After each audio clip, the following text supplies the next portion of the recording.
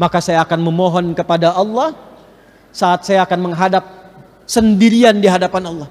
Enggak ada ayah lagi yang mengantar, enggak ada guru saya yang melindungi, hanya saya dengan Allah mempertanggungjawabkan semua perilaku saya saat hidup di dunia. Maka saya akan berkata, ya Rabb, ya Allah, saya telah berusaha menghafal Quran ini dalam keadaan mata saya buta sampai saya menghadapmu saat ini. Kalaupun saya memiliki banyak dosa sampai dengan hari ini, mohon ya Allah, dengan Quran yang telah saya hafalkan ini, ringankan siksa saya di neraka kalaupun saya harus mendapatinya. وَذَكِّرْ فَإِنَّ الذِّكْرَى تَنفَعُ الْمُؤْمِنِينَ. Saya tanyakan dulu, masih konsisten mau masuk surga Firdaus? Yakin? Bagaimana kalau kita tawarkan cara masuk yang paling tinggi? Mau? Masuk surga Firdaus itu ada dua cara. Cara standar di surah Al-Mu'minun ayat 1 sampai dengan ayat 11. Standar itu. Jaga sholat, kalau ada waktu zakat dititipkan berzakat, jangan berbuat zina, berkata-kata yang sopan, yang baik, bertindak yang bagus, jauhi lagha, itu standar. Ada tingkat paling tinggi. Mau? Masuk surganya itu disambut oleh semua malaikat di setiap pintu surga. Dimulai masuknya dari surga Aden. Dan sebelum masuk saat hisab, itu dipakaikan mahkota dulu. Bahkan di alam kubur jasadnya dijaga, gak hancur. Kalau benar cara amalannya. Di alam kuburnya dijaga. Ini kita yakin ya, awas ya. Awas, karena kita kan yakin, ini kan ayat dan hadis. Halo, ini apa? Ayat dan iman kita dipertaruhkan. Kalau nggak yakin berarti imannya dipertaruhkan. Ini bukan Adi Hidayat yang bicara. Saya bicara dengan Quran. Bicara dengan apa? Quran. Awas ya. Amalannya satu. Terjaga di dunia, terhormat di alam kubur, dimuliakan ketika kembali kepada Allah. Cara kembalinya diberikan mahkota, lalu diminta oleh Allah, hei gandeng bapak ibumu. Ajak pasanganmu, panggil keluarga besarmu. Lalu Allah perintahkan semua malaikat berbaris di pintu surga menyambut keluarga ini. Dan malaikat memberikan sambutan kepada mereka dengan mengatakan, Salamun alaikum bima sabartum fa ni'ma uqbad dar. Siapa mereka ini? Tulis ayatnya dulu. Quran surah ke-13 Ar-Ra'd. Ayat 23 sampai 24. Jannatu adni yadkhulunaha. Ada orang-orang hamba-hamba Allah yang akan masuk surga dimulai dari surga Aden. Wa man salaha min abaihim. Orang-orang ini adalah orang-orang soleh tuh yang tadi disebutkan. Yang oleh Allah diminta menggandeng dulu bapak ibunya yang soleh. Ternyata bapak ibunya pun soleh. Diperintahkan oleh Allah, jangan masuk surga dulu, cari bapak ibumu, gandeng dulu. Allahu akbar, Pak Ibu. Wa azwajihim, cari pasanganmu, gandeng dulu. Ternyata Bu, kalau suaminya soleh, itu bisa gandeng ibu. Kalau isinya solihah, gandeng suaminya. Wa dzurriyyatihim, cari dulu keluargamu. Yang beriman, yang soleh, cari semua. Jadi ternyata ada satu anggota keluarga yang jadi syafaat untuk semua keluarganya. Saya maaf dengan kalimat ini ya, tapi saya mohon sekali, sebelum kita berpisah sekarang, mohon ya, siapkan satu orang aja di rumah, jadi kebanggaan di hadapan Allah di akhirat. Kalau dunia udah banyak ya, bapak bangga anaknya juara 1, juara olimpiade, dapat Nobel, silahkan ke dunia. Tapi saya titip aja, harus ada satu anggota keluarga kita dibanggakan di hadapan Allah di akhirat. Tunjukkan pada dunia. Gak apa-apa kaya di dunia, biasa. Disebut orang miskin, biasa. Tapi kembali ke akhirat, kita punya kebanggaan. Siapa orang-orang ini? Orang-orang ini ternyata ahli Al-Quran. Ahli apa? Ahli Al-Quran. Dari mana taunya? Tafsirnya di surat Fatir, surah 35, ayat 33. Quran surah 13, ayat 23 dibuka dengan kalimat Jannatu adnin yadkhulunaha. Quran surah 35 ayat 33 dibuka dengan kalimat yang sama. Jannatu adnin yadkhulunaha.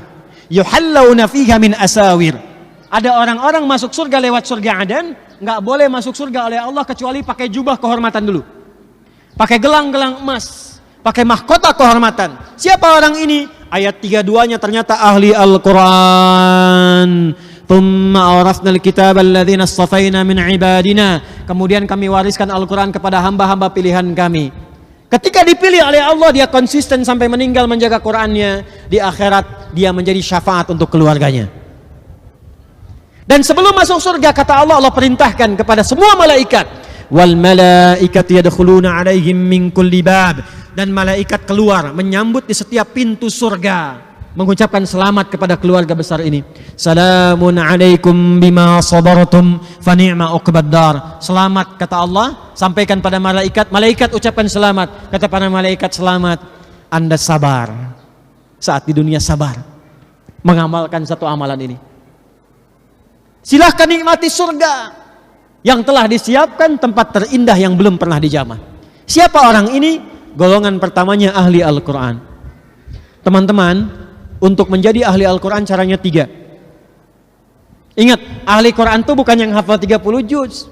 Salah. Bukan yang hafal juz 30. Salah. Ahli Quran itu ada 3. Dan semuanya mencintai Quran. Semuanya mencintai apa? Quran. Satu, ahli Quran itu ada yang senang ngaji, belajar dan membaca Quran. Tapi dasarnya cinta Quran. Saya pengen pulang sebagai ahli Quran, saya belum bisa ngaji, datang ke Pusdai, masuk kelas belajar Quran, konsisten sampai meninggal, ahli Quran.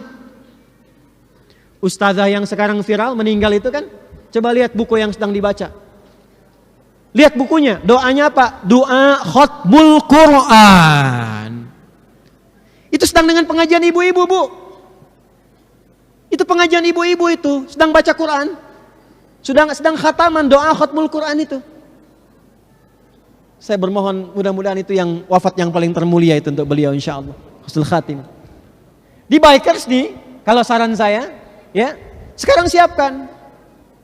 Ngaji, sepekan ngaji. Datang, belajar gak apa-apa, jangan malu. Untuk kebaikan itu jangan malu. Malu itu kalau maksiat, sombong malu. Ria malu. Jumawa itu malu. Diajak korupsi malu. Diajak ngaji jangan malu. Gak apa-apa sekelas sama anak TK, sama anak SD, gak apa-apa. Pulang-pulang ngajang naik motor kan. Sambil ngaji, sambil hafalan. Ada viral kisah, tahu Muaz? Muaz itu di Mesir. Bapaknya biker, cuman motornya nggak sebagus Anda itu. Motor biasa. Apa bahasa Rusianya tuh? Butut ya? Itu. Ya, orang menyebutnya motor butut. Tapi apa? Dia jadikan itu sebagai kendaraan surga, road to jannah. Anaknya pengen minta menghafal Quran. Matanya buta, kata orang. Tapi saya selalu mengistilahkan ditutup dari maksiat. Sehingga ringan hisabnya. Guru yang mengajarkannya 20 kilo kurang lebih jaraknya. Maka apa yang terjadi? Bapaknya modifikasi motornya supaya mudah digunakan. Lalu berangkat ke tempat menghafal, konsisten diantarkan bolak-balik. Setiap pulang, bapaknya nulis lagi ayat, disimpan di dashboardnya. Ini kisah nyata teman-teman. Kisah nyata. Di anaknya kalau pulang surat apa, nanti diantarkan, bapaknya nulis lagi. Disimpan di dashboard, di perjalanan, diperdengarkan anak baca. Bapak lihat ke depan, lihat ayat, lihat ke depan, lihat ayat. Singkatnya, tibalah waktu itu. Selesai hafalan, anaknya hafal Quran, bapak yang mengantar, gak hafal. Anaknya yang divonis buta, hafal.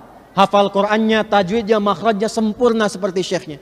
Viral kisahnya di dunia Arab, datang reporter, kemudian datang ke situ, mewawancara. Ditanya, perhatikan kalimatnya. Ya Mu'adh, kalau engkau diperkenankan untuk memohon dan permohonan itu terkabul saat ini, kira-kira kamu mau minta apa? Kalau saya diminta bermohon dan permohonan itu akan dikabulkan, perhatikan, maka saya akan memohon kepada Allah saat saya akan menghadap sendirian di hadapan Allah. Enggak ada ayah lagi yang mengantar, enggak ada guru saya yang melindungi, hanya saya dengan Allah mempertanggungjawabkan semua perilaku saya saat hidup di dunia. Maka saya akan berkata, ya Rabb, ya Allah, saya telah berusaha menghafal Quran ini dalam keadaan mata saya buta sampai saya menghadapmu saat ini. Kalaupun saya memiliki banyak dosa sampai dengan hari ini, mohon ya Allah, dengan Quran yang telah saya hafalkan ini, ringankan siksa saya di neraka kalaupun saya harus mendapatinya. Anak kecil, belum dihisab, belum balik, mata buta, menghafal Quran, menjadi ahli Quran, hanya untuk menyiapkan bekal kembali kepada Allah dan minta diringankan siksanya. Siapa kita? Antum yang motornya saya lihat bagus-bagus tuh. Luar biasa, bangga. Jaketnya, pakaiannya, macam-macamnya. Itu dunia, teman. Anda kalau pulang dari sini wafat, apa yang Anda bawa menghadap Allah Subhanahu wa taala?